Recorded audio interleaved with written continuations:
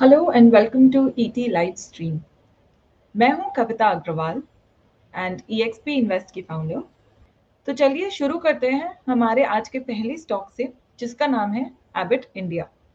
तो EBIT India एक mid cap stock है और ये Nifty mid cap quality 50 index का भी पार्ट है। निफ्टी का निफ्टी 50, एनएसई ने निफ्टी 50 और Nifty mid cap, Nifty small cap, Nifty 500 के अलावा और कई इंडाइसेस इंट्रोड्यूस किए हैं जो मेरे और आपके जैसे इन्वेस्टर्स को हेल्प कर सके डिसीजंस लेने में कि कौन से स्टॉक में पार्टिसिपेट करना है। वैसा ही एक बहुत अच्छा इंडेक्स है निफ्टी मिड कैप 150, जिसमें 150 मिड कैप स्टॉक्स है, क्वालिटी 30।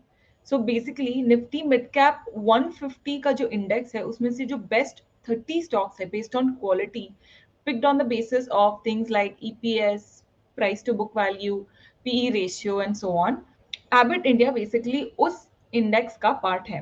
तो अब स्क्रीन पे आप जो देख रहे हैं ये है Abbott का वीकली चार्ट। वीकली चार्ट में मैंने सारे चार्ट में बेसिकली एवरेज के मैंने चार मूविंग एवरेजेस लगाए हैं। एक है EMA 50, EMA 100, फिर EMA 200 एंड जो सबसे ग्रे लाइन आपको दिख रहा है ये है EMA 500। नीचे में आपको मोमेंटम इंडिकेटर दिख रहा है, that is RSI, relative strength index. Okay, तो चलिए एनालाइज करना स्टार्ट करने से पहले ट्रेंड लाइंस ड्रॉ कर लेते हैं। ये इसका सपोर्ट ट्रेंड लाइन जो मैंने की प्राइसेस को ज्वाइन करके बनाया है, बट एक्चुअली आई थिंक इसमें क्योंकि प्राइस ज़्यादा सपोर्ट के पास है अभी और हम देख सकते हैं कि जो पीक्स है they are more stable right now, तो it's better to extend with the peaks. Okay, तो ये इसका ब्रॉड सपोर्ट है। इसको फिर मैं क्लोन करके I will join all the key price peaks and then धीरे धीरे I keep moving towards the current price. Okay, तो वीकली चार्ट को यूज करके हमने ट्रेंड लाइंस ड्रॉ किए। अब डेली चार्ट पर हम आए हैं। तो डेली चार्ट पर देख सकते हैं कि Abbott India clearly is in a bull run. Why would be say that?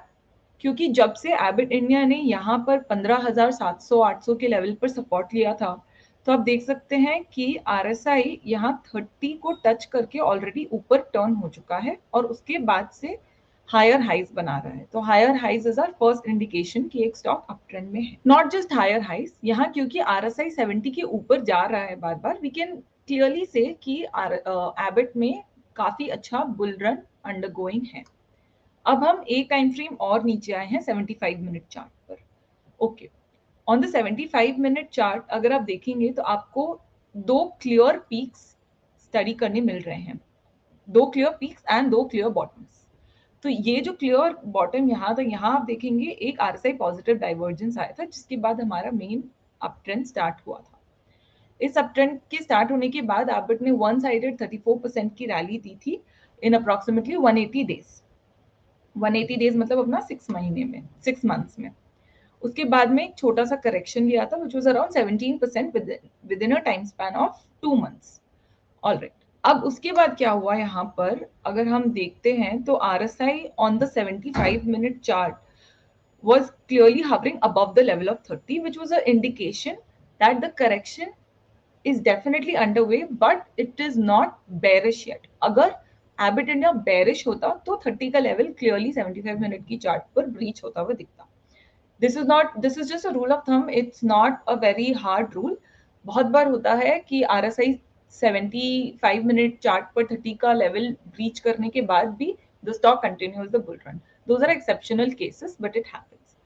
सो यहाँ पर अगर आप देखेंगे once RSI stabilized above the level of 30 here, this is where our indication of entry came back. Okay, तो after this point EBIT ने वापस से 26% की rally the in 107 days, which is a little under 4 months, correct? Yeah, which is a little under 4 months. अब हम क्या देख रहे हैं कि यहाँ पर वापस से एक पॉजिटिव डाइवर्जेंस का इंडिकेशन आ चुका है। क्यों? Because the price is almost at the same low, right, but RSI is making a higher high, a higher low, which basically indicates that there is a positive divergence. So this right now on Abbott India becomes a very good point to make a fresh position if you're looking for it. तो अगर position यहाँ पर हम बनाना चाहेंगे तो what would be our stop loss? The answer is very simple. The stop loss will be right below the previous low or the recent support. तो इसका recent support is at the level of 19,900.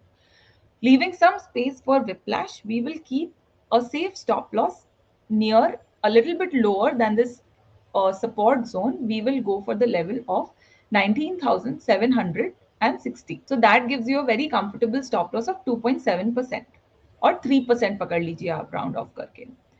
The next question is कि okay support तो ये रहा but इसका target क्या है? तो ये वाला जो हमने ट्रेंड लाइन ड्रॉ किया था, we know it is a parallel line to the recent peaks. इसको we will adjust a little bit to bring down lower to coincide with the most recent peaks and bottoms. Now this resistance trend line can become a very good support for our trade setup. So leaving out this extreme peak, which is clearly an extension, I'm going to pick up the last peak here, which also coincides with the most recent price peak. अब क्योंकि यहाँ पे momentum और chart setup काफी अच्छा है, I would want to have a slightly higher target than the recent peak. अगर आप कंजर्वेटिव खेलना चाहते हैं एबिट इंडिया में, then you can opt for the target of 22,270 on the stock, which on the conservative side would give you a very comfortable target of around 9 to 10%. तो यहाँ पे आपका risk reward ratio is more than 3, which as per my trading rules is a check. So good to enter. Personally, I would prefer to go for a second target at the level of 23,000, which incidentally coincides with the peak of the previous rally we witnessed in Abbott India, which got over on the 1st of October 2021. तो अगर इस level को आप target रखते हैं, आपका target आता है अराउंड 16% का इस स्टॉक में. So basically with the target of 27,300, a stop loss of 19,760, you can comfortably participate in the stock Abbott India.